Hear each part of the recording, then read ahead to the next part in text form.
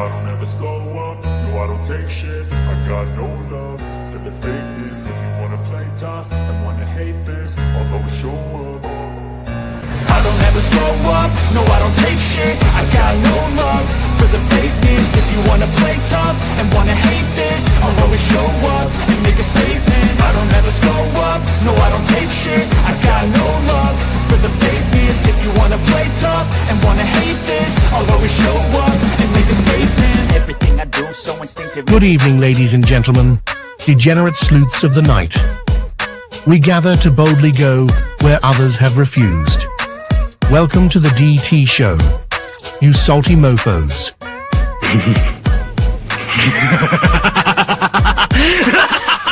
A man accused of killing 4 college students is behind bars and he has ties to northeastern and central Pennsylvania.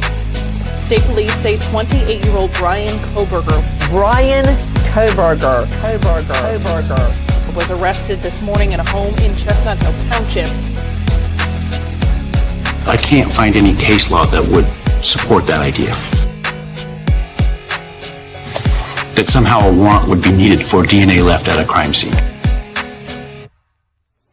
We are expecting to learn more about the allegations against the girlfriend of a Boston police officer who was found unresponsive in the snow Saturday morning. I-Team sources say Karen Reed was in a relationship with John O'Keefe. She's facing charges including motor vehicle homicide and manslaughter. So, the Commonwealth just provided the court with information that causes me grave concern. The implications of that information may have profound effects on this defense and defense counsel.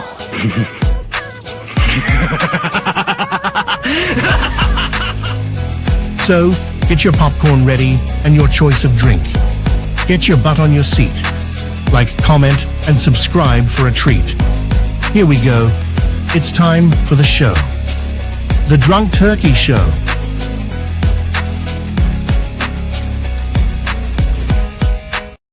What's up, everybody? Welcome back to the DT show. I'm Daniel. Today we got a great show for you guys. I got some excellent guests that are going to join us. We're going to talk about Bryan Kohberger's plea deal. We're going to talk about the statement that was made by the Goncalves family, and we're going to kind of get into what our thoughts about the plea and what this means. Please hit the like button, hit the subscribe button, ring that notification bell, guys. That way you guys are notified every time we go live. Tomorrow there's a hearing.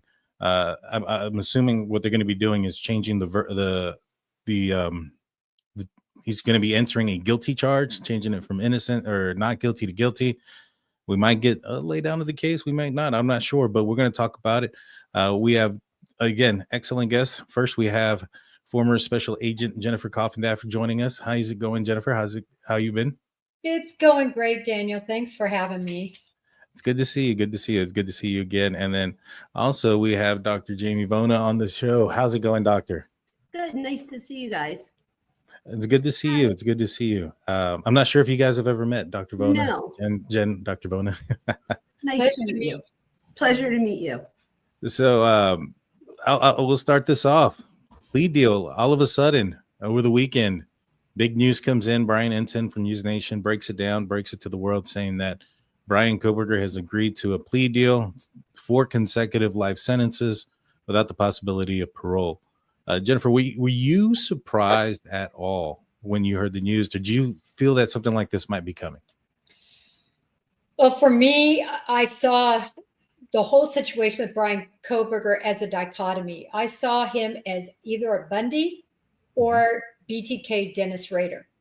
And I've always said that and kind of gone back and forth. Who would he be like? Would he dig his feet in the sand and say, listen, you're going to have to try me.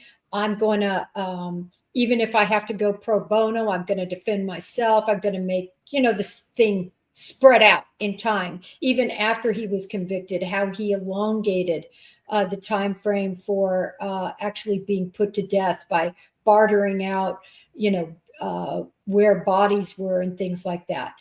Or was he going to be like BTK, stand silent like BTK that he did, and surprise us with a plea deal? And that's what he did. Yeah, I was quite shocked. I thought this was the guy that thought he was the smartest guy in the room. He was eager to get exonerated, was looking forward to trial. So I was a little bit shocked, based on those things. Dr. Vona, were you surprised at all, or did you see this coming? Okay, so personally, I was shocked, but professionally, Daniel, he does think he's the smartest person in the room. So what better way to do it than to do it? He's now writing the end of the story. He gets to take over now. He gets to think about it. Trials are messy. He gets to take charge again and say, I'm choosing life.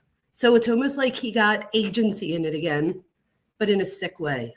But I feel like that robs the family, like the families that were expecting a trial. Maybe they weren't all, though. I don't know. What about the fact that at this point, from what I've read, he's not having to admit anything as far as a confession. He's not going to have to go and say those things. He doesn't have to say where the knife is. He's just going to plead guilty, from what I understand.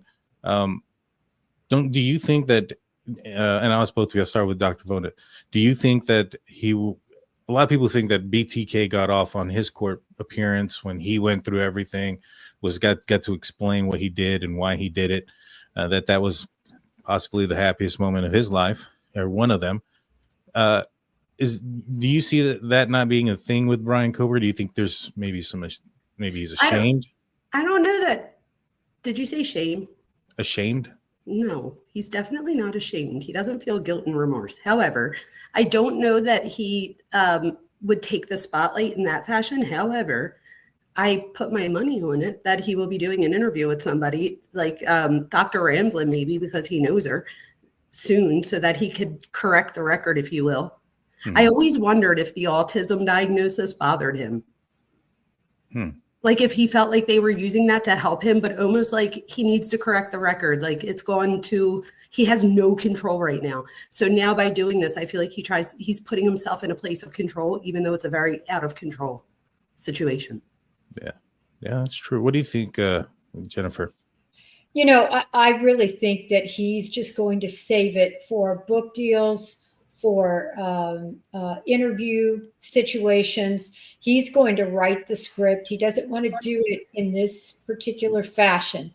And that's what he's going to do. I'm very convinced of that. Obviously, he can't make money. But if you look in Idaho, actually, they do not have son of Sam laws. And that's problematic, but they do have some laws that provide for monies that are made to go to victims. So unfortunately, I wish there were strict son of Sam laws. There aren't. So I worry about that. But I think I totally agree with you, Dr. Vona, that he's going to script this on his own time with the people he chooses. He's not going to be forced to do anything, even say, I'm not guilty. He'll make his lawyer do that. I agree. Do you guys think he'll ever give up the location? We'll start off with Jennifer. Do you think he'll ever give up the location of the knife once he does this book deal? I have to just say this. I was shocked when I saw the reporting, and I always preface by the fact it's source reporting. And I'm not saying there's a lot of great sources out there. I don't know how good this source is, but it's source reporting that he's not going to have to say anything. I'm shocked by that. If I would have been the prosecutor, I would have said, I need to know where the nasty clothes are. I want to know exactly what you did to clean up. I want to know the time frame you had. I want to know exactly how you got that car cleaned and detailed, how many times. I want to know if you threw it all in a plastic bag.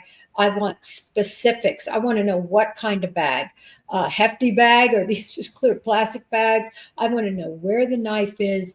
I want to know it all. And I can't believe that is not part of the deal, even if he doesn't have to say it publicly, that he should have to tell prosecutors. I agree with that. I want Jennifer on my team if we have to make questions, because you just rattled off like a million great questions that definitely all of them should have been answered. And I did not know that he might not have to do that. And that's maddening to think of. However, again, I'm not surprised, because now I think he feels like he gets to hold on to the story. So it's almost like by holding on to something, we're still interested. So it's almost like a crusade to still get the truth, but he's the one that holds the key. Yeah. No, that makes sense. Because I mean, my biggest wonder would be that why wouldn't they force him to say that? Because I know And even if they do, I doubt that's going to happen tomorrow, right? I mean, that's probably going to be during the sentencing phase, or because I'm not familiar with this aspect of how things are done. See, tomorrow he's going to change his plea to guilty, apparently. If that becomes a deal where they say, all right, we want to know everything. We want to know where the bloody clothes are. We want to know where the knife is. We want to know, why you chose them, where you came in contact with them. We want to know everything. When does that happen? Do you know when that happens? Yeah, I do. After the individual pleads, after that is when you typically go in as an investigator for, in this case, it would be weeks you'd be interviewing. How about any other crimes? How about everything to do with, obviously, this crime? Everything about your motive. Who, if anyone, did you ever talk to in any way about it? All your social media, Papa Roger. You should get every ounce of detail on his whole life and existence. You literally start when they're the first time they have a memory and the first time they thought about killing. You want all of this for people like Dr. Vona so that they can understand and put it in the database. So this, Dan, should start literally the next day. Interesting. It should, but I don't know that it will, because I feel like he wants to try to control it as much as he can, which is why I'm shocked that they wouldn't make this a part of the deal. Well, I think from what I have heard, it was the defense that reached out to the prosecution and asked for this deal. I'm assuming that conversation probably went like, we are prepared to plead guilty if you drop the charges. I mean, if you drop the death penalty and we don't have to say anything. I just think that if that was the case, Bill Thompson needs to learn how to negotiate. I think he folded too quickly. He could have gotten a lot more. If by just taking off the death penalty, he could have gotten all those answers. And which kind of brings me up to what I want to read real quick. Let me pull it up real fast. This is a statement from the Goncalves family. It says, I'll read it out for everybody. That way, let me make it bigger. All right, so there we go. It says, we have so many people who reach out to offer support, love, and encouragement to console us, offering their own experiences through navigating the justice system. We have also had so many people ask us how they can help. We stand strong that this is not over until the plea is accepted. We will not stop fighting for the life that was stolen unjustly. If you feel called or moved by to try to make a difference, please contact Ada County Courthouse to express your thoughts and feelings. While we are cognizant that some may have wanted the plea, the prosecution relayed to us it was not a majority vote that was the deciding factor in offering this plea. At a bare minimum, please require a full confession, full accountability, location of the murder weapon, confirmation of the defendant acted alone, and the true facts of what happened that night. We deserve to know when the beginning and the end was. I do understand that these answers may not have been given through trial, but that should be the minimum price to pay for his own life. It is not over until it is over. We still have time to fight for a chance to heal. If you feel called or let the police contact those responsible for the decisions being made, please learn from some of my own mistakes and lead with kindness and respect. Try to separate something that is so unworded with emotion and be logical. We can make a difference today, forever, but only we can act united and remain calm, collected, kind, and respectful. The number available for the Honorable Stephen Hippler, and he lists the number there. I agree with him. At the very least, that it needs to be answered. That needs to be put out there, because I think we're already seeing it where some of these pro Kohberger or Proberger channels are saying that innocent people plead guilty all the time. It's beyond me. That they offered the plea for a reason. They must have felt that Bryan Kohberger had a strong case. I feel like if he had a strong case, he wouldn't accept it. But they're also trying to say that the prosecutors are trying to hide the dateline thing. I'm like, oh my gosh, this is like such a conspiracy. I have a question. Can the judge, I know that the judge could say no to it, but can the judge like put those questions in that you were asking? Like, could the judge say, we could go forward with it, but if you give us, a confession? Go ahead, Jenna. Typically, these are agreements that are made between the defense and the prosecution side. And as long as they have agreement, typically it would be very rare for the judge to insert themselves.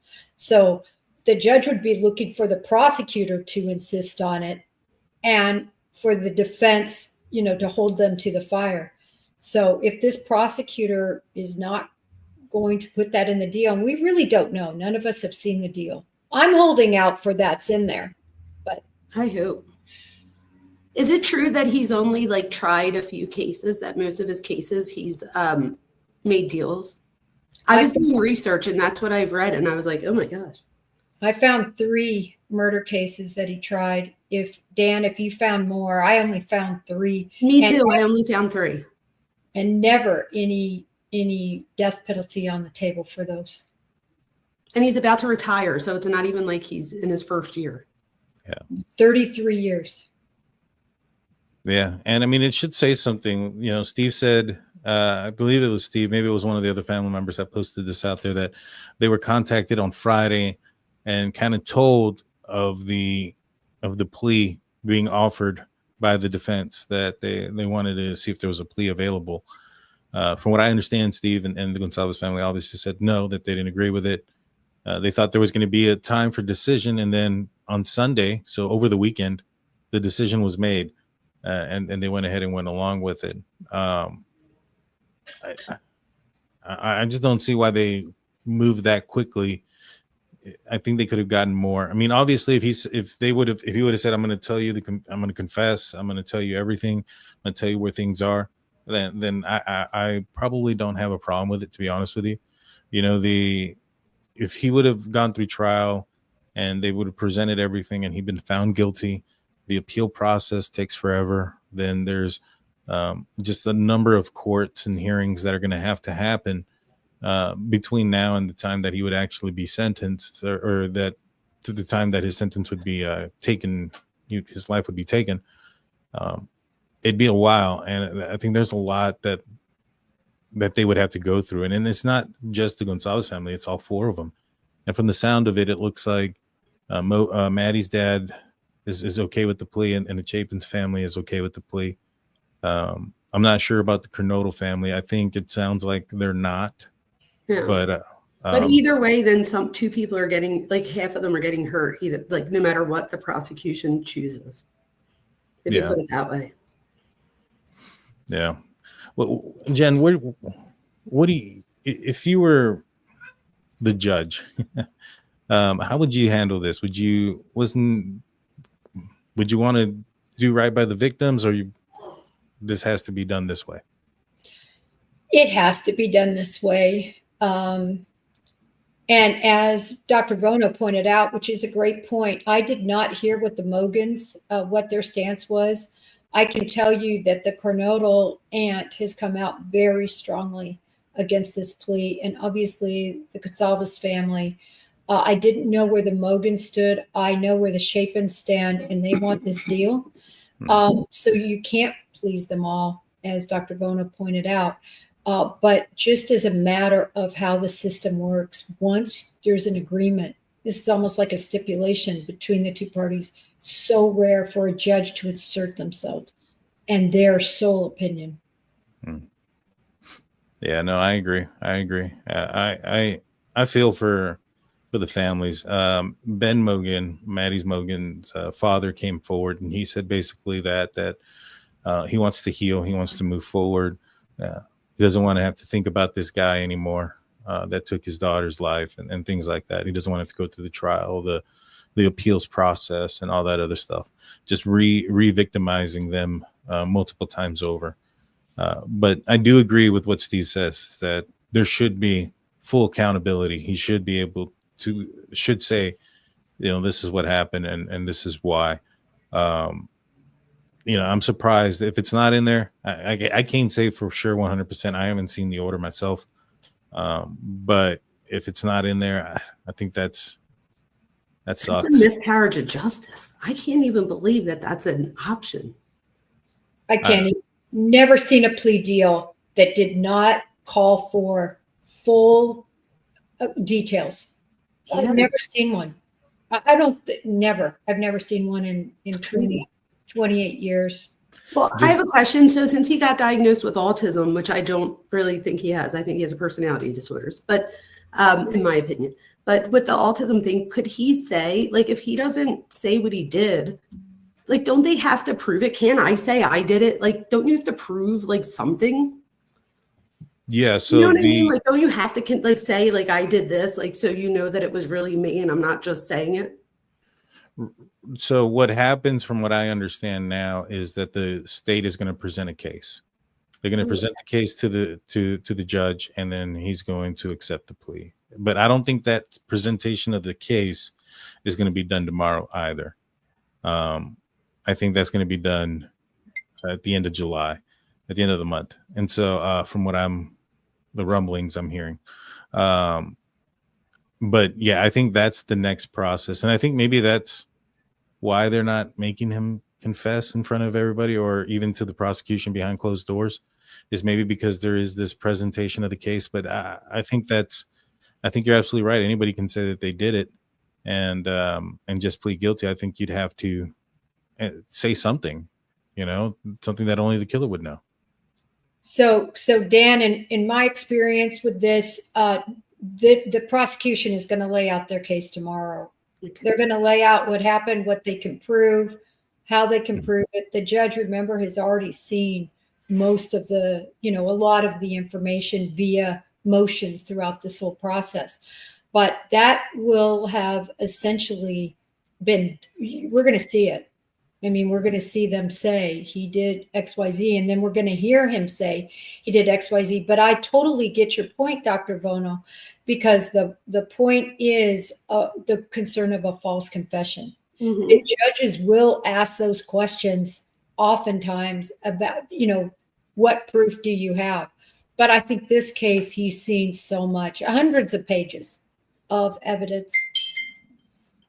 I agree with that. I also wonder, does anybody wonder, I have two things. One, do you think that the DoorDash thing had anything to do, like, as far as pushing them to be like, do you think that they thought that she wouldn't be seen by the public as credible? Maybe. I think she's credible, but I'm just saying, like, did they think that that was a possibility? Could that have played into it? And two, I'm like, why did he do it now and not in like 3 weeks or 4 weeks? And I'm like, it's 4th of July weekend. Everybody would be talking about it. Could that be it too? Like, not it, but like, could that have something, like, play a role? I think they had this discussion beforehand, Ann Taylor and Bryan Kohberger. And I think that in the end, the reason why they asked for the plea deal is because they've lost everything except for the change of venue. At this point. They've lost the IGG, they lost the Franks motion, they lost the alternate suspects, they lost the continuance, they've lost absolutely everything. And I think that at this point, there's going to be some things that need to be done. There's witnesses from out of state that need to be coordinated and things of that nature, things that need to go out. And I think at this point, they saw the horizon, the sun coming over the horizon, and then they had to face the truth. And it was either they go to trial with everything being allowed in, absolutely everything in there, that even with the small amount of information that we know, makes it look very strong and compelling that he did it. I can only imagine with all the other evidence that they have against him, that it would probably be even stronger of a case. And so, I think that it was probably because they lost everything. The only thing that they won was a change of venue. And I think if they could go back, they probably wouldn't do that. I agree with you there. Dr. Vona, too, to your point, I think he wants to own this someday.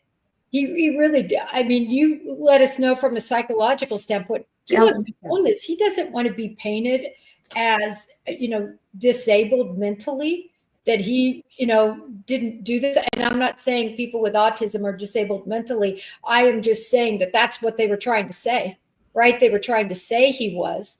And he'd never been diagnosed before. I mean, this clearly was to get him out if he was convicted of the death penalty, right?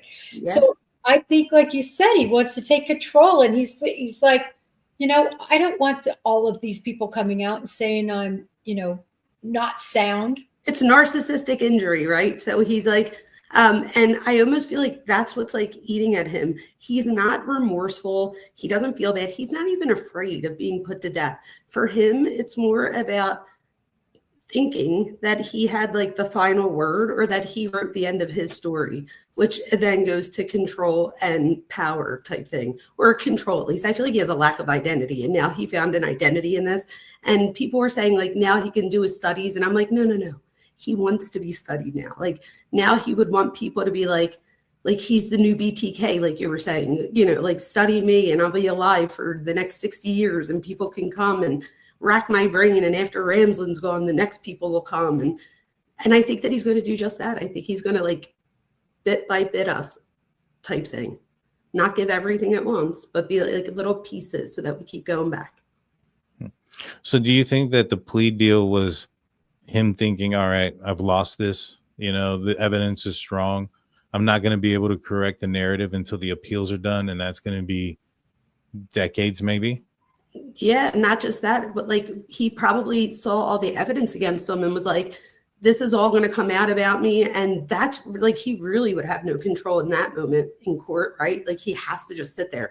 So this gives him a little bit of that power back to where he can rewrite the narrative or write the narrative the way he wants it to be seen, in my opinion. I wanted to ask you guys really quick on this afraid. In my opinion, and this is based on others that have committed similar type crimes, he doesn't want to die. No. He does feel fear. He feels fear. Yeah. Okay. I wanted to. I'm glad you said that. No. He definitely, he doesn't feel guilt and remorse probably, but he feels fear. But my thing is that it's not necessarily like a morality thing, or it's probably not even the death penalty at this point that's getting him, even though he fears that. It's probably more of him correcting the record. I don't know if he gets to know that all these people in YouTube are talking about him, and if so, what are they saying? There's that new guy that came out and said that he knew him from childhood, and here they're like 11 years apart, and the guy's like, he could have never done it. He's not strong enough. Like, who knows how much he's being told this? This is all like narcissistic injury over and over and over. Yeah, I see everybody's point. I mean, there's going to be some information that was going to be coming out. They were going to try to allude that this guy was sexually motivated. It was a sexually motivated crime. I strongly believe that. I know that, Jennifer, that's what you believe as well, that this was sexually motivated. I think it was multifaceted. There was a lot of things that were going on with him. I think he was searching for himself, and I think he was trying to feel some emotions that maybe perhaps he was getting off of when he was talking to some of these people that were reaching out to him that committed violent crimes on his Reddit survey. So all that does make a ton of sense. Kind of going back to what's next. So tomorrow's the sentencing. Tomorrow, the prosecution possibly could lay out their case. The plea. I mean, the plea. I'm sorry. Yeah, the plea is tomorrow. The sentencing comes after the fact. Why is there such a big gap if there's a plea deal already in place? There's a huge gap because typically in these plea deals, there are things that he is supposed to be doing. Secondly, and this is the biggest one, there needs to be time for these victims to be able to write their impact statements. And that needs to be afforded to them so that they can, make their case to the judge, even though, as you said, it's in the deal, right? It's life without the possibility of parole and no appeals. But nevertheless, they want to give them time to prepare those. Close says that's the problem with full allocation is no way of guaranteeing the truth. It is a good point. That is a good point, right? Think about Chris Watts, how many times he's changed the story about what happened. So in that case, like when he did it with the author, that could have been, to almost like to placate to her. And then you talk to somebody else and it's like to placate to them. Or again, just keeping himself in the story by changing it up so that everybody talks about it. Excuse me. But I think it's something where like we're going to see like that. Yeah. Natalie James comes in. Thank you so much, Natalie, with $49.99. So it does seem logical that BK would have to say anything after he pleads to guilt and the court accepts it. If the families were going to get details they want, I believe the letter about the plea would have afforded them that comfort. I agree. I agree. That sucks. You know, Jen, I'll ask you this. When does, if, or does it, the evidence become unsealed and people can research this? You know what? Different things that are sealed, we might never see, ever. That's been. I think, the things that have been marked out, in other words, like as an example, and you can understand why, the third party culprit motion, that should remain sealed, because if those names get out and whatever evidence they had that Judge Hippler said was nonsense, can you imagine what social media and what people will do to those people? Look at what they did to hoodie to Jack, right? The hoodie guy. Yeah. Both the Jacks. Yeah, both of them. You're right. So a lot will just remain untouchable. So I'm thinking that maybe perhaps, and I've put this out there. I think the first thing that, if anything gets unsealed, the first thing that's going to get unsealed is the traffic stop where Bryan Kohberger is arguing with the officer, and he has to give him this phone number. I'm excited to see that one. I want to see that one because that night he was allegedly within 100 meters for a significant amount of time to the victim's residence. I want to see what's inside that car. Does he have a notebook? Does he have a tablet or writing utensils and those things? But I have no idea when those things will be released to the public. So there's an Amazon Prime movie coming out, or docuseries coming out, that I think is going to be featuring with the Chapins and Hunter and his girlfriend, the female that was with him when they came across when they called 911 the next morning. I guess we're going to find out some more information there. I guess there's no worry about violating any gag order now. Do you think that we're going to find out more stuff though? Do you think that things are going to break? We're going to get any information at all? I think we will. And I think a lot of people are we've already seen it, right? They're going to start coming out of the woodwork. I mean, you can expect a huge deal with Dylan Mortenson that somebody's going to make. Bethany Funke. You're going to see this all over the place, in my view, and it's going to be their truth and what they want to say. But unfortunately, will we get the phone records to back what they say, right? Will there be corroboration? I think they'll have a lot of freedom to say whatever they want and portray their truth. God, talk about conspiracy theories. If they start telling their stories and they don't release the things to back it up, people are going to make all kinds of stories. That's horrible if they don't. Yeah, that's one of the reasons why I want them to make him forced to say what he did, or at least disclose where the murder weapon is, something that only the person that committed this crime would know.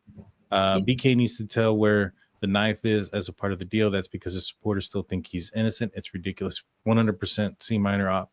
100%. Let's see.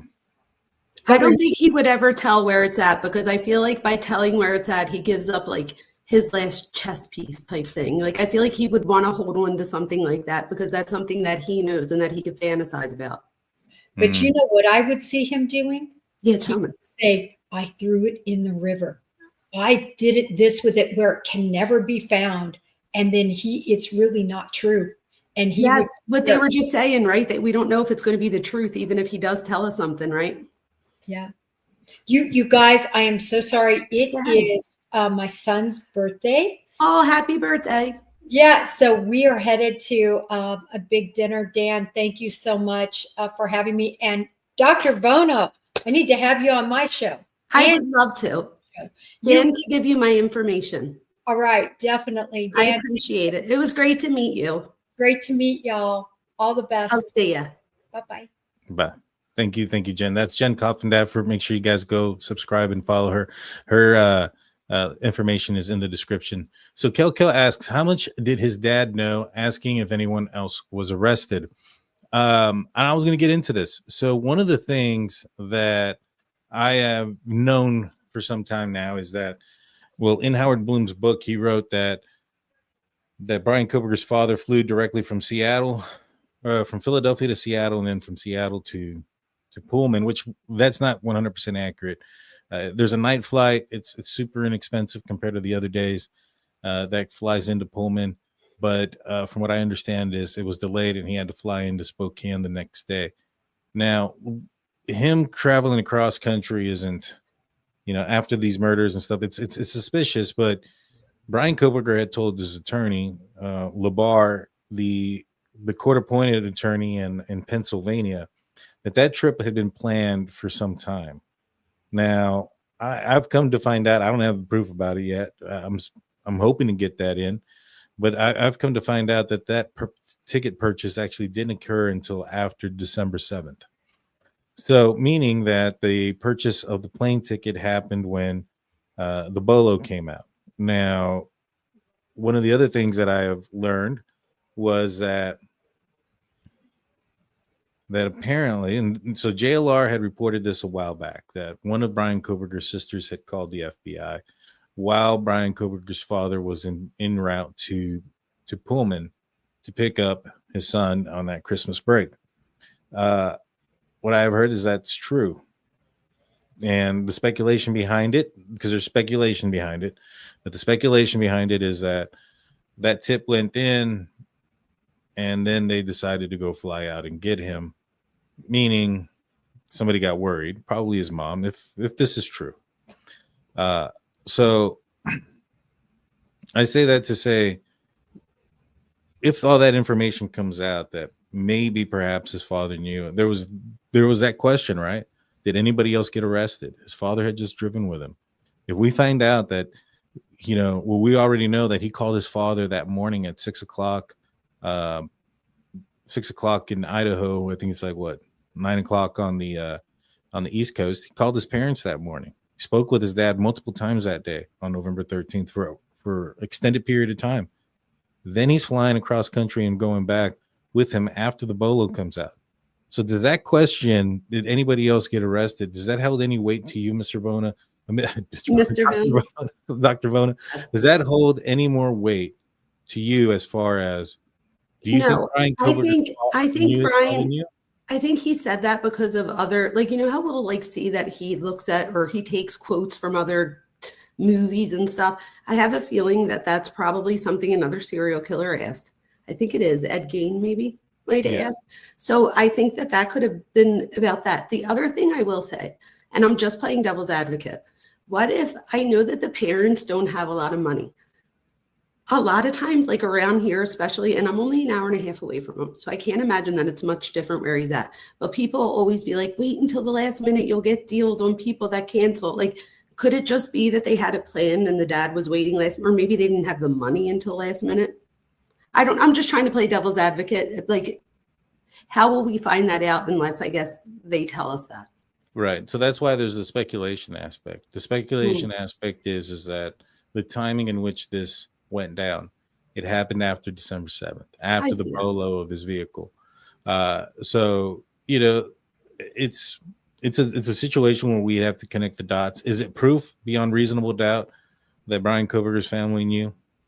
I mean, if we can determine that the sister did in fact call the FBI and report something beforehand, before that flight went out, I think I agree with that, actually. I thought that when she called, they were back home and it was over the break. So if she called before he even came home, that's a big red flag. I mean, that at least means that she put the, connected the dots and was like, wait, my brother could possibly be responsible for something like this. So I'm not sure, this is speculation, but it wouldn't be crazy to think that she had the conversation with her mom and her sister and even her dad about what do they think. And I bet we find out that he was called his mommy at 6 a.m.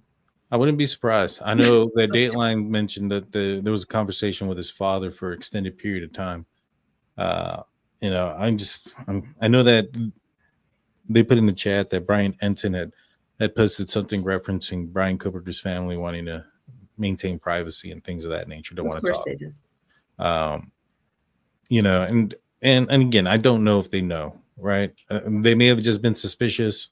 may have gotten scared and been like, oh my That's God. what I think. I think they were just suspicious and they were putting two and two together. The thing with the cell phone before. When Jen was saying about how people like me will ask him questions and stuff, I also thought about we have his Tappa Talks and everything, right? And that Cura thing. So we have all of this material that he's already told us about to start. Like he was talking at 14 years old about feeling detached and not feeling anything for his family at all. He said he felt completely detached from them. They were all hugging and stuff. It was their last holiday there. I think that was the year that they filed for bankruptcy. I think that had a huge effect on him. And I don't know. I think we're going to see a really troubled past. That so to where his family wasn't like, oh my gosh. Mm-hmm. Yeah. Sinbad comes in with $5 saying Joseph DeAngelo accepted a plea deal to avoid the death penalty and was not required to provide any personal or detailed accounts of his crimes. That's crazy to me. Yeah, I think so too. A Midwest mod friend of the show gives a Drunk Turkey Show membership. Thank you, Midwest.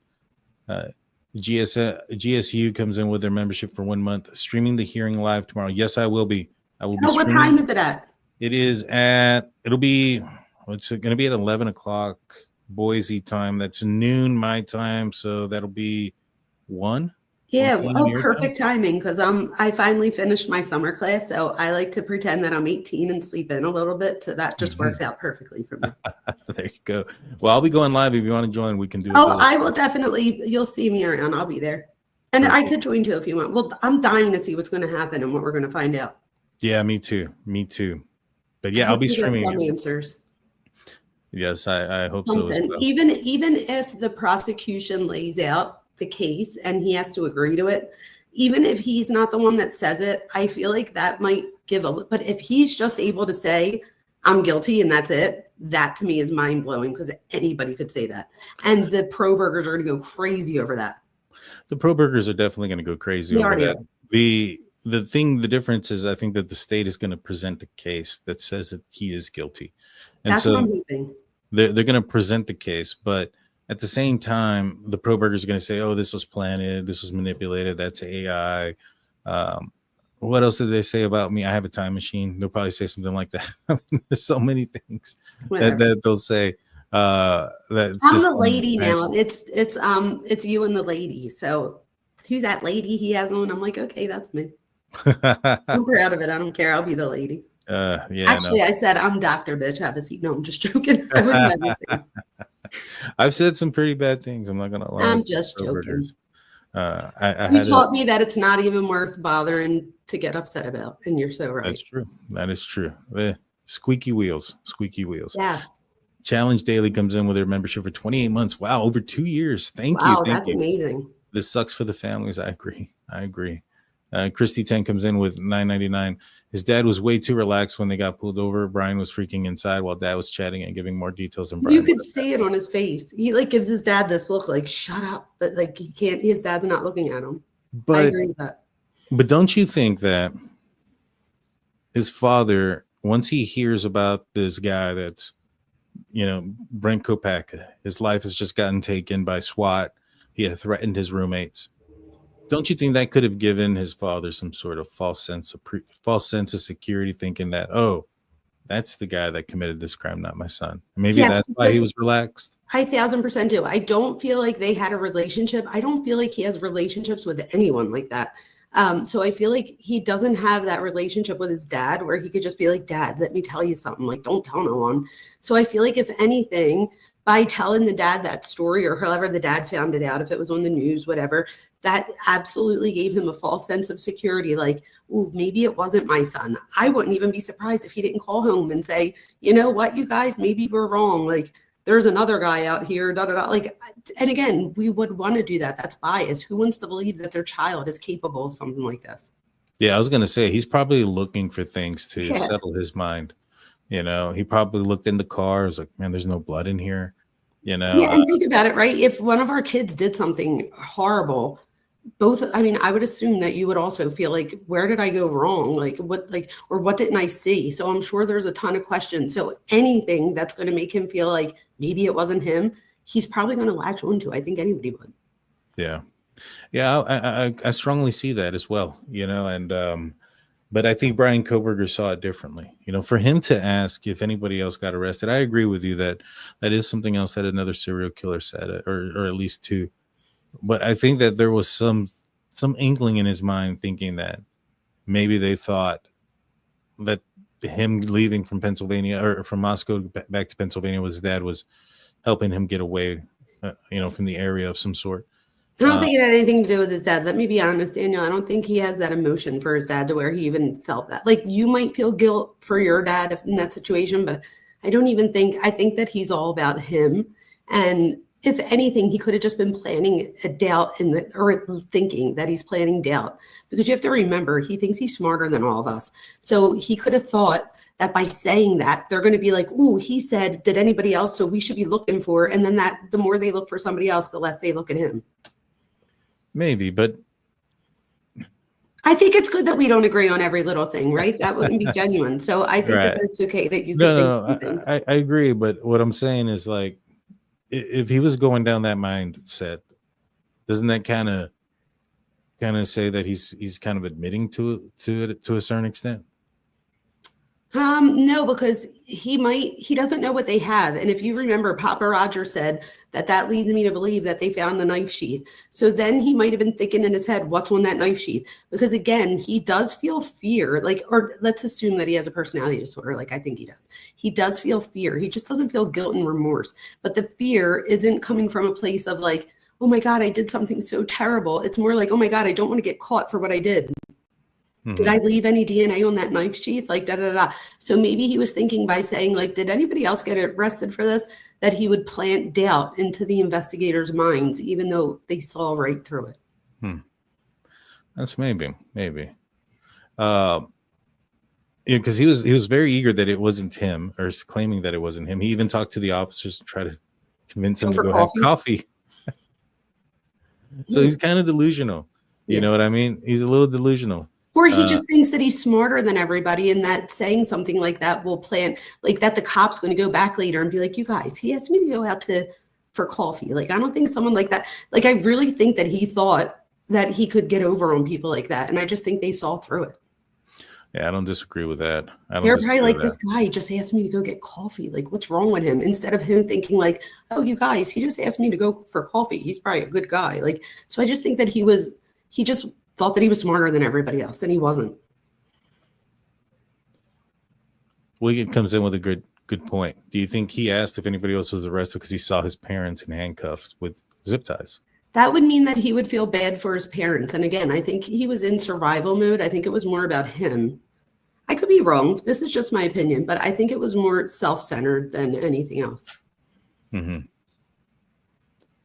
Some folks are asking. He felt that his parents would never believe that it's him.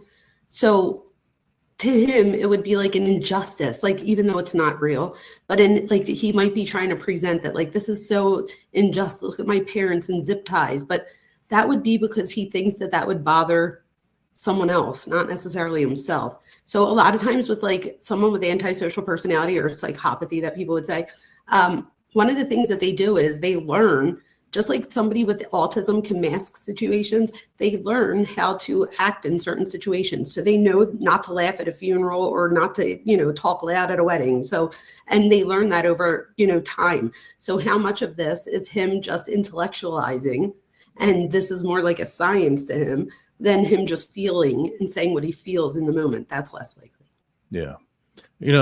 He's taking this plea, and I'm not familiar with the prison system. I've never was a prison guard. My only experience is just transporting people there. That's it.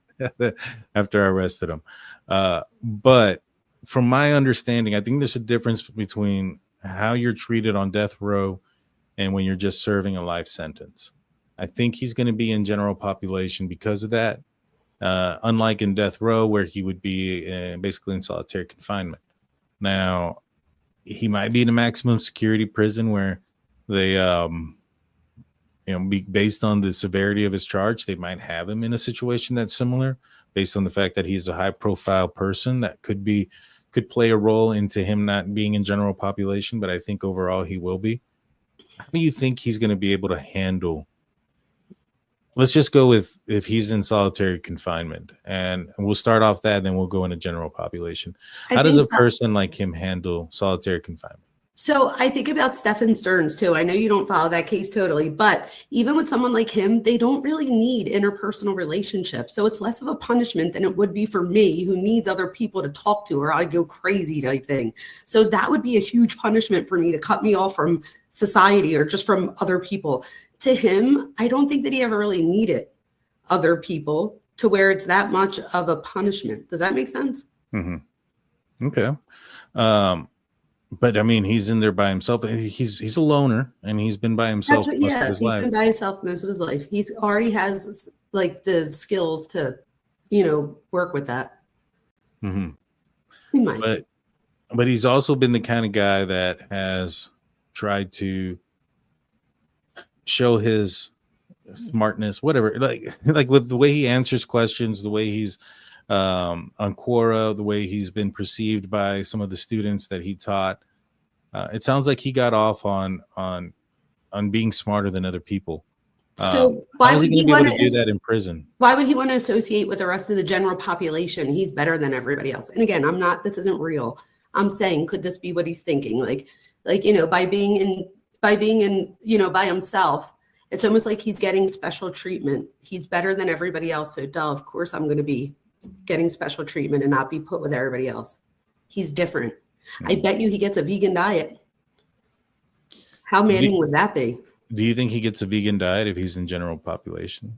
I think so. I don't know why. I just feel like he will. Does anybody know any different? I hope there's a law that says that you can't, and that he has to learn how to eat, with everybody else. But I have a feeling that would be like cruel or whatever in the law, in the eyes of the law. I don't know. So I heard a story about Bryan Kohberger. Tell me. That he did you notice that he looked like he lost some weight at a certain point? Like he looked like he was getting healthier and like heavier, and then he lost some weight. Absolutely. I heard he wasn't eating because they were delivering his tray, and they're like, "Hey, you get the special sauce and the special meat." That's funny. And he decided he was like, "What does that mean?" So he probably buys all of his food. No, the kiosk style. From what I just heard when they dropped off this food, that they kind of alluded to him. Well, they should. Somebody did something to it. Not for nothing, but they should. I feel like he needs to be punished in some way. Yeah. And he stopped eating for a while. Like there's so much little things like that I know about that I've heard through this entire thing. But yeah, I think they called it the special sauce or the special meat, something like that. They were like, hey, something about like something to the effect, because I heard this so long ago, something to the effect that they told him, hey, we hear you like this special meat or something like that when they were giving him his food. And that would be something, right? Yeah, he would deserve that. Yeah. And so he chose not to eat for a while, apparently, and then that's why he looks kind of thin, in my opinion. Let's see what he looks like tomorrow. Yeah, I'm so anxious about tomorrow for some reason. Do you think he's going to be wearing an orange jumpsuit? Do you I was just going to ask you that. I don't know. Because he would be pleading guilty, right? So technically, I mean, unless he comes in the last time as not guilty until he pleads guilty. But I don't know if that's like a law question, if that's different in every state. I don't know how that works.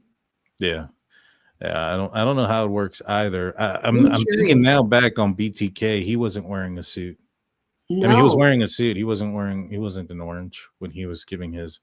Well, you know what? Maybe you're right then. Maybe it will be in a suit because before he gets sentenced, so maybe at sentencing, he might be in an orange jumpsuit. We'll probably see him in the suit tomorrow. See, I don't know anything about this part. Stephanie says, as someone who has worked a lot in that environment, he will not be in general population. They'll probably send him to another state.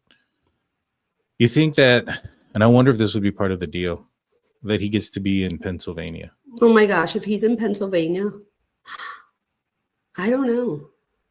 I don't know. I don't think you can't just say that you want to go to Pennsylvania, can you? I don't know. I mean, I've seen it in movies. That's funny. I can't say it. I don't know, because I think Chris Watts wanted to go back to Connecticut or North Carolina or something, and they didn't. He's not there, I don't think.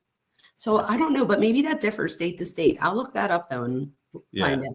I have no idea. I have zero idea. I saw that one movie, Law Abiding Citizen, and he was able to do a lot of weird stuff. Well, what about with the brothers, the Menendez brothers? Remember, they thought they were going to leave together and they split them up at the end. And so I know that they definitely have the right to put you, because you no longer have rights once you're convicted. Right. So I know that they have the right to put you wherever they want, but I don't know if you can request. Maybe you could request being closer to home. Maybe that's where autism diagnosis helps them in some way. He could say like he has to be closer. I don't know. I don't know how that works, but I will look that up and find out. Yeah. I wonder if they'll keep him there or they'll move him. Midwest comes in saying, great panel and great show. Thank you, Midwest. We appreciate you, Midwest. You're a great mod. Yes. My mods are the best, guys. They really are. I have to. I'm gonna. I call Sirius Black Prozac. She's like human Prozac. Why?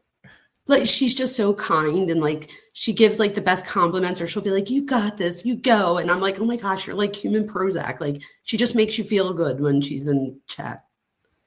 Yeah. Kaylee's family have put up a link on their Facebook page to write the injustice directly to the court. They did say if you're mad or whatever to call the county. I was like, that was pretty smart. I agree.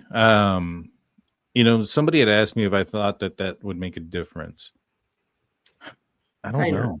I don't think so. No, because let me tell you why. Because when that whole thing happened when they tore the house down, at the time, my students and other people online, everybody was like talking about the house and and people were trying to get in touch with the communication director and the president, and he wasn't writing them back. And I'm like, wait a minute. I'm like in academia. I have like multiple EDU accounts, like my email. So he would know that I'm in academia if I email him. So I emailed him. I'll send you the email.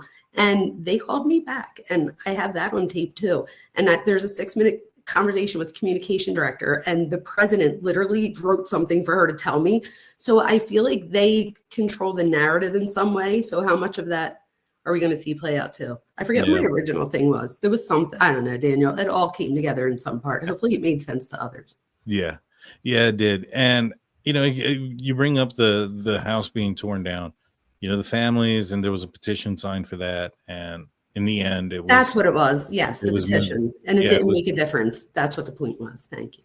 Yeah, it didn't make a difference there.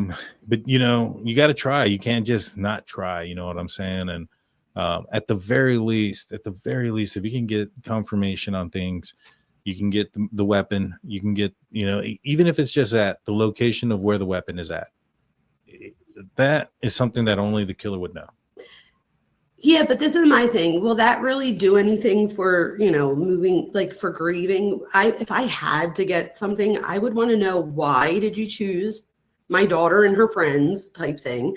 And, where did this come from? Like he said, where did the beginning and the end, where did that come in at? What Steve said or whoever wrote, so I agree with that. Like, I would have those types of questions. To me, getting the weapon, yeah, it proves that it's him, but don't we already, like most people already think, not most people, but most people in this situation already think that it's him. A lot of people do, but there is a large following that think that there's I guess I mean like the people, like the families and stuff. Right. Yeah. No, the families, everybody that's involved in the case, that's seen any amount of the evidence, know that he did it. I mean, there's no doubt in anybody's mind. So then getting the knife would just verify that, and that really doesn't do anything more for me. So I would rather have answers to something that would be eating me alive at night. Right. But I mean, I think that's something that you can't deny. And so, like, for instance, there are a lot of people that are denying everything. There's some people that are even saying that it's not signed yet. This is some sort of ploy that way he can do something. I don't know. And they're making them do it, and they're forcing them. Oh, now there's even people, like a lot of Probergers are against Ann now, where Ann was like the best lawyer ever. Now they're like, this is, what's it called? When you don't have the right counsel. Ineffective counsel. Yes, they're like, this is ineffective counsel, and like Ann's pushing this on him, and why is she doing this? And I'm like, wow, they turned on Ann quick. Well, I mean, Ann Taylor, there are some things that I don't agree with what she did. She went out there and said he's an innocent man and all these other things, especially when she was in judge's courtroom.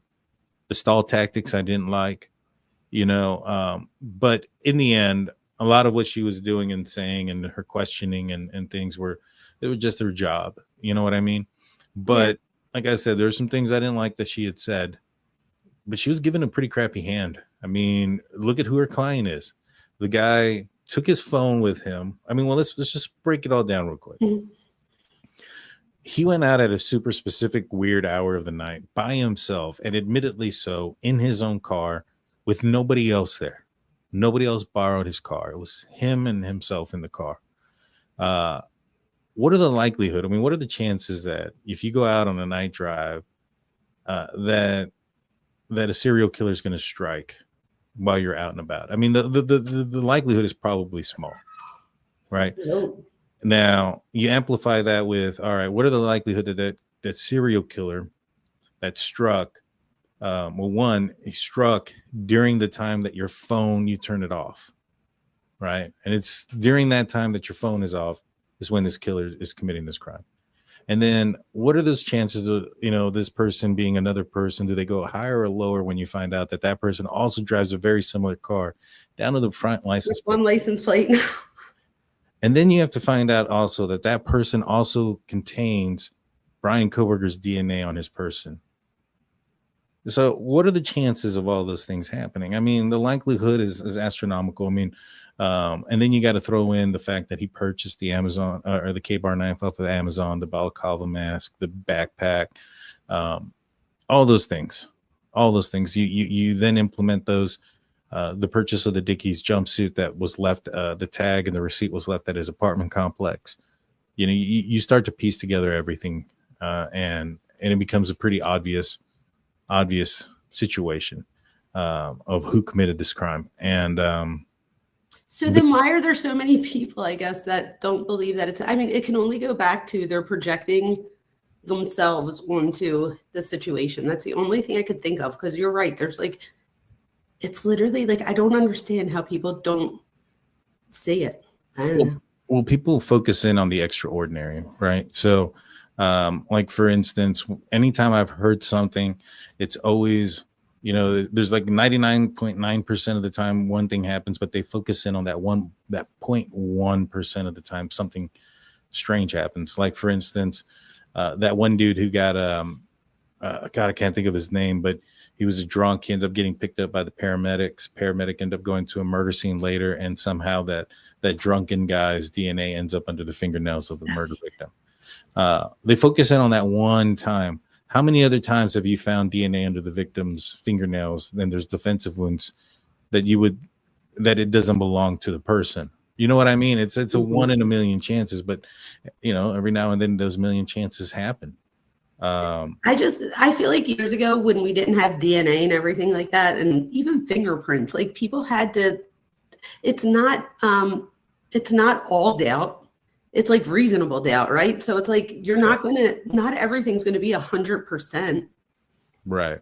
Yeah. Well, that's one of the things that they're doing in this, that they were trying to do in the Bryan Kohberger trial. So what they had a camera on Ridgewood Way, and then a camera on the Linda Lane, and then another camera on King Road. Now, this is all within about 3 to 4 block span. And so you have the white vehicle without the front license plate that they have identified is between 2014 and 2016 Elantra, pass by, and then head towards the direction of the victim's house. And then at the exact time that you would have expected it to have passed by Linda Lane going in that same direction, it does. But there's no continual footage there. And there's one block in between there that Bryan Kohberger could have turned off and the real killer could have turned on. But again, what are the chances? You have to go back to Bryan Kohberger's phone being off and the likelihood of somebody else driving at that exact time. Now, at the exact moment that he turns off, the other guy turns on. Now you have to add that into the equation. And that just makes the it's just stupid. Let me tell you, I'm a statistics teacher. The probability is very slim. So I also I use data for decision making, and the data in this case is so clear to me. Yeah. And to you and to a lot of people. Yeah. Well, I mean, I think a lot of people like to focus in on the conspiracy. They like to because it's something, I feel like then that's a reflection of them. And what does that say about them? So I feel like what that says about them is that at some point of their life, they felt like the underdog. So they feel the need to go out on a limb. And then when they realize that it's not right, double down instead of being like, oh, my bad, or like my theory has evolved, or you think they would do that, but they're not. I can't believe they're doubling down on this. I'm like, what the heck? Yeah. It's crazy to me. It is, but I mean, at the end of the day, they focus in on the conspiracy. And well, I was going to say, it scares me because if you listen, they're saying things like, we can't take this from our government and stuff. And I'm like, wait, what? Like, do you think that a lot that these creators that do this, do you think they really believe it? Or do you think that they know and they're just pushing that? Like, what? I don't know. You know, at one point I thought that they knew, but at this point, I think it's because they get championed by the Probergers that they start to believe their own stuff. You know what I mean? So the same thing with the bias with the dad, right? So the dad's going to find things to make it, you know, if he hears something that it could have been somebody else, or it could have been this Marine type person because it is a K-bar, like, so that would be the same reason that he would want to grab onto all those things as it not being his son. That same thing would be true there. So that is true. Yeah. Sam asked about Kohberger's experience in general pop. So if he does get into general population, how do you think somebody who has the potential personality disorders that he has, how is handling general population for somebody like that? I would say that a lot of the people in this, he would go in like like he's not going to be going somewhere where people just did something small. So it's going to be other people that are like him. So I think if anything, he's going to like meet a bunch of Bryan Kohbergers, if you will. So he's not going to be with people that aren't like him. If anything, these are going to be like-minded individuals. They're probably going to tell him about their crimes. He could tell them about theirs. Like, so I think a lot of people are thinking that he's going to, you know, what was his name? The one that got killed in prison, Jeffrey Dahmer. I think people are thinking that something like that's going to happen. And I don't know that's going to happen type thing. I think if anything, I hope he doesn't get like praised or idolized in any way, because that would just be shitty. Yeah, no, I agree. Close as the defense approach the state confirmed. That's what I understand as well.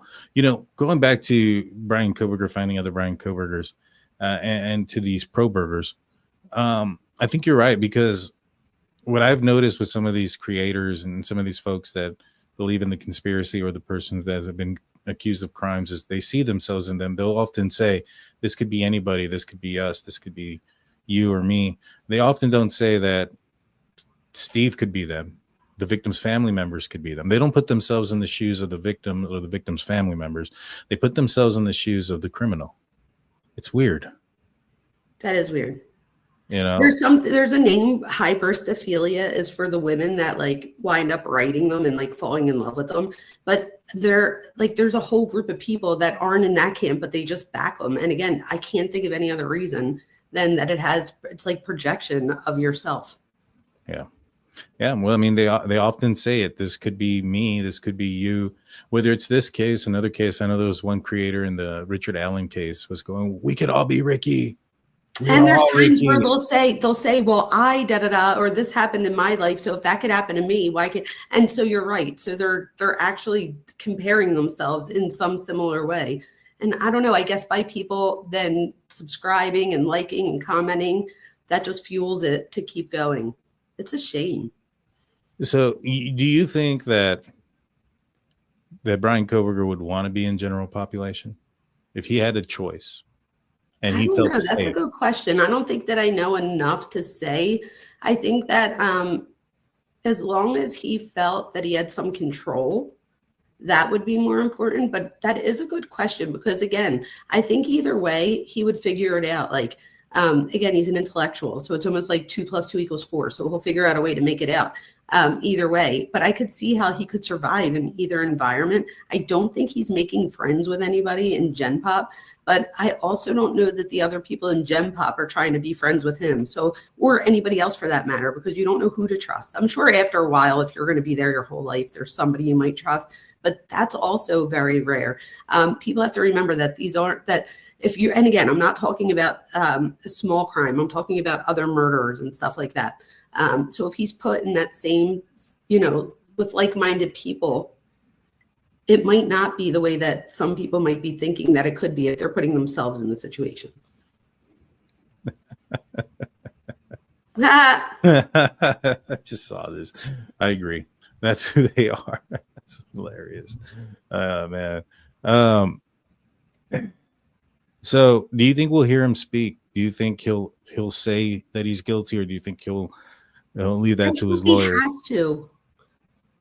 If he doesn't have to, I don't think he would, but I would hope that he would have to, because no, but he didn't have to when he stood silent, right? He stood silent. I don't know if he's going to have to by law, but I think he should have to.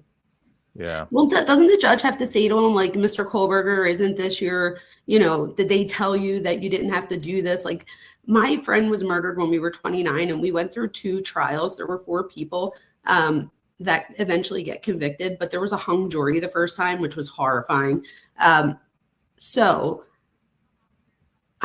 the judge had to go through and like ask them questions like, did your lawyers or did anybody promise you anything? So they go through this whole thing. So I would hope that the lawyer can answer that stuff for him and that he would have to, but I guess we're going to see tomorrow. Yeah. Yeah. It's going to be interesting to see how this portrays, what do you think about the fact that they tell the family, hey, we're going to accept a plea deal. And they tell you on Sunday night, and via letter. Via letter. And then it's not until today that they find out that there's a hearing on Wednesday, or yesterday that there's a hearing on Wednesday, given how, no time to plan to get out there. Nope. People have to take off of work. There's grandkids involved. Like, there's just so many things that they would have to prepare for. So I feel like this is just re-victimizing the families. I agree. I think there should have been a little bit more time. To me, that tells me the trial wasn't tomorrow, right? They could have waited another 2 weeks and like told the family, like, we're sorry, this is what's going to happen, but give them a little bit of time to digest it. I agree 100%. And then also, kind of give them the peace of mind of what it is they're either going to present, or that Bryan Kohberger is going to be confessing or saying everything that he needs to say. Something to do it this way tells me that this screams out that they weren't offering him a plea deal because the family didn't want one, but that they were hoping that they would have gotten one. And as soon as they got the offer from the defense that they wanted one, they hopped on it real quick before he turned it away. And I'm also assuming that this isn't the first time that Ann and the prosecutor have worked together. And if he's taken, like Jennifer said, I only found 3 murders that he's ever prosecuted. So I'm sure that there's a lot of like low-level drug offenses and stuff that they've already worked with each other over the years. This is the end of his career. So maybe they've worked together. Like, maybe he knew that there was a huge possibility that she was going to come in at the end and ask for a plea deal, because they probably know each other's strategies to some degree. I mean, maybe. I think that Ann Taylor probably had that in her back pocket, knowing that was something that he was doing. So don't you think she would have done that before, though? Like, even if it wasn't to get the death penalty off, but like to get somebody out of something bigger? Like, I feel like this would have been, or that she knows that he has taken pleas in so many of his cases that this was even a possibility. Well, I think at the time that the only thing that they could have offered was taking the death penalty off. And I think they were trying to do a lot of things to get the death penalty taken off. And so they were going to wait and see if they can get the death penalty taken off, whether it be because of his autism, allegedly, or any of these other factors that they are indicating that there should be reasons for it to not be there. That way they could go in and take the gamble, right? Because they're not, the risk isn't his life and a firing squad. And so I think that once that got dropped and the continuance got dropped and now it's time, I think they decided to do what they needed to do. I am kind of shocked that it came in now, though. Yeah, I was gonna say, I'm so mad that they didn't do this 6 months in. Mm-hmm. Well, there was a lot of things that were going on then still, right? There was, evidence, and they thought that they still had, supposedly thought they still had the call detail records that they were supposed to get. There was a lot of things that. But to think that he was just going to fold at the end. It's like, I don't know. It's like, almost like he's not just like collapsing. He's like, it's like taking the coward way out. yeah, like, and like he's in charge of it. Like he's doing it. So it's like on his terms, which is just annoying. Do you think that there could be things that are brought up in trial that could be embarrassing to him? I think that there are things, I don't know. So I'm sure there are things that could be embarrassing, but I would think if anything, just the fact that the prosecution's going to put on this whole case that he can't just jump in and be like, nah, that didn't happen. Or like, nah, and stop them. Like that didn't happen. Like, so the fact that he can't take control in that sense, I think played a role in this as well. But I also think it's like you said, they tried everything else first. And then they probably were like, what do we have to lose? Let's make them an offer and see if they'll take it. And they took it. Yeah. There was no negotiation, I don't think. Like, that doesn't even sound like there's a negotiation. What else would you ask for other than we'll play if you give us the, like, they're not going to say, oh, he's going to tell us everything and give us the knife. Like, that's going to be for the prosecutor to be like, wait a minute. He's going to have to do some things first. All right. And that would be maddening if they didn't do that. Yeah. I don't know. Would you, if you were in charge and Bryan Kohberger said that he would tell you everything and give you the location of the knife if you allow him to be to serve his sentence in a Pennsylvania prison, would you do it? This is the thing. So I would think that I would want to, as like a human being, to go see where the knife is and stuff. However, I would assume that as law enforcement, I'm sure there's other people that have said things too. And who knows, like, are you going to use all this manpower to go search for a knife, not knowing if it's there? But I guess if there was something that you could tie it to, like if you give us this, we give you that. That's why I think, like, why are they giving in like this? Like they should have, like, I feel like this is their opportunity to say, if you don't want the firing squad, you have to give us where the knife is. And until we find it, you know what I mean? Like, I feel like it was in the cards. They could have done it. And if they don't do that, that's just mind blowing. Yeah. Yeah, to me it is too. And, you know, Jennifer made an excellent point saying that the reason why the sentencing phase aspect of this, even though it's in the documents and part of the plea, is why it's delayed or at least separated by a certain amount of time is because there should be a lot of conversations going on there. What did you do? How did you do it? Have you done this before? Those type of things. I just hope he talks. Do you think we'll find out if he does talk, do you think we'll find out something we don't know, maybe prior to the crimes? I think so, yes. Or even not, maybe something that we might have speculated about but didn't know. I very much think, especially a lot of the things that you and I have speculated, I might just be biased, but I feel like we've speculated things that we're going to find out in one way or another were true. Yeah. I think we're smarter than him, Daniel. I hope so. I hope so.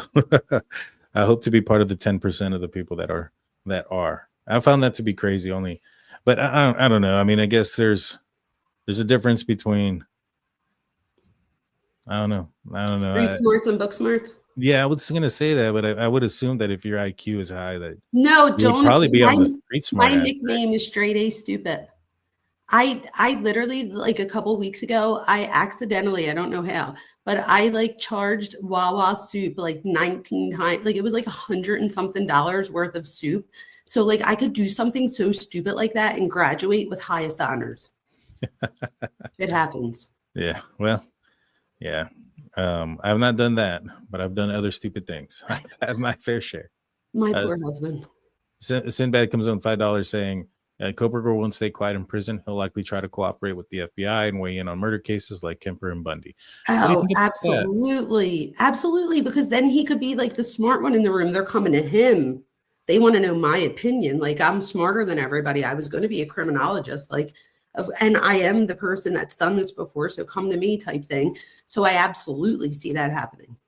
And maybe he can bargain for things like, I want my vegan food. Yeah. Yeah. So this will be interesting. It'll be interesting how it goes down. I'm going to be going live tomorrow, guys. Dr. Vona, you're welcome to join me. You'll see me, I think. I'll be live for the hearing, and I'm hoping we get to hear what the case is. You know, I'm expecting to hear a few things. I'm expecting to hear that. Let's see. I'm expecting to find out that he did follow them online. I'm expecting to find out that he did some things with his phone and his laptop, that there's going to be some data missing, time frame missing from there. I'm expecting to find out that there was cleaning agents in his car. I'm expecting that we find almost the entire kill kit purchases and when they purchased and how he purchased those items. Do you think we're going to find that out from the prosecution or from him? Prosecution. Me too. Yeah, I think we're going to find all these things out from the prosecution. I think we're going to find out that, how many times he was at that house, how close he was at that house, what he may have been doing with his phone during those times. And I think we're going to find out what a lot of information of what he did afterwards. Dateline kind of broke down a little bit. He called his parents. He did this, but I think we're going to find out even more of some of the I literally was going to say, do you think Dateline has like a stack of information that they just didn't reveal that they know of, that they're going to like come out with the part 3? Oh, I believe so. I think that we're and probably 4 and 5. Well, there's going to be a 4-part on the Amazon Prime. We're going to cover that. We're going to cover everything. We're not going to go away, right? So here, what we're going to do is we're going to and we're multifaceted. There's other cases too that we're eventually, you know what I mean? Yeah, exactly. And so, but when it comes to this case, I fully intend on filing a Freedom of Information Act on as much information as I possibly can. I'll help you with it. Thank you. I want to get one for the first one I want to do is the traffic stop. Let's do it. Yeah, I want to see what's in that car. And then I want to see how he interacts. Exactly. Now, things I won't share, guys. I've talked about things before. Like, for instance, I've seen items that were at the crime scene at a certain point. And I've talked about those items. I'm not going to show those items regardless of anything. I promise I never would. And so those things are not going to be shown. But once this plea is done, maybe I can talk a little bit more about some of the other things that I know, like why he got kicked out of his high school class, why he, what happened at, I think it's in Northampton with a certain phone app and things of that nature. So I got to go through all my information to kind of put it together. Because to be honest with you guys, it's a lot. It's a lot of stuff that I've had on Bryan Kohberger. A lot of it, you guys know, it's all public and stuff like that, pictures and videos, but all that information gets kind of mixed up with the stuff that I haven't shared. And so I got to go through all that and see what's valid, what's not, stuff like that. You know what I mean? Yeah. And I would assume that the things that you didn't share are things that like the victims' families entrust in you. So I would hope that other people would see that if you wouldn't share things that they've told you, that means that you won't next time either, or the time after that with another family. So I think if anything, it just shows your integrity. Yes. Thank you. I appreciate that. And that's what I try. And don't ever give in to that, because I always tell people what people will do with you, they'll do to you. Oh yeah. 100%. 100%. And yes, tomorrow we'll be going live probably around about 11:30 my time, Central Time, 11:30 Central Time, 12:30 on the East Coast. That's 10:30 in Mountain Time. And so I'll go. If you remember, shoot me a link in case I can get up there. Sounds good. Sounds good. Thank you, guys. Thank you, guys. We have 2,974 people in here right now. I want to say thank you. Please like, subscribe, check out the other channels. And check out the Minds Behind True Crime with Dr. Vona. Yes, Minds Behind True Crime, Dr. Vona. It's in the description. And also don't forget to go check out Breaking the Case with Jennifer Coffindaffer. Awesome. Yes, we're going to do this again. You guys have a great night. I'll see you guys. Thank you. Thank you. Until next time, guys. I'll see you. Bye-bye. Bye. But it's too late now. I remember you and me, and how careless we could be. All day and all night, we'd stay up, it felt so right. We were so young, we were so dumb. We would get drunk and then hook up. We were okay, we were alright, staying awake till the sunrise. We were in love, couldn't stop us, like a good drug, never run. We hook up in my car, driving so far, play your guitar, you'd show me your art, let down our guard. hearts, think with our hearts, stare at the stars, we were never apart. Drinking too young, way too much fun, out in the sun, hoping when he's gone. Took you to prom, dance to our song, dance all night long till the lights come on.